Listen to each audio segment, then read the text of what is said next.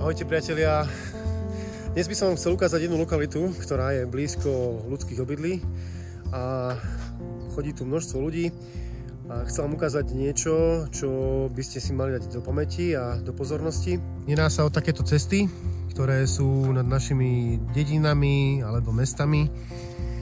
No a bežný človek si to nevšimne, ale ja si to všimnem. Pozrite sa, čo vidíte. Rozritý starý peň.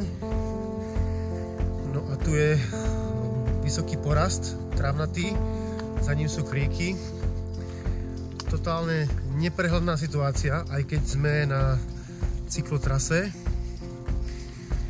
A vidíte tieto chodníčky, tieto veci, mraveniska, to sú pobytové znaky. A vy už asi tušíte, že akého zvieraťa. Ešte vás nechám chvíľku premýšľať. Áno, je to naša najväčšia šelma, medveď hnedý.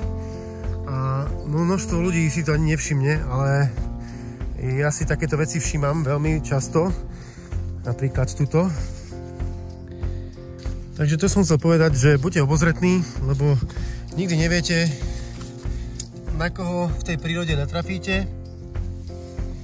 A pri takýchto porastoch radšej dávajte o sebe vedieť, aby ste nevyrušili spiaceho maca, lebo už začínajú dozrievať aj maliny.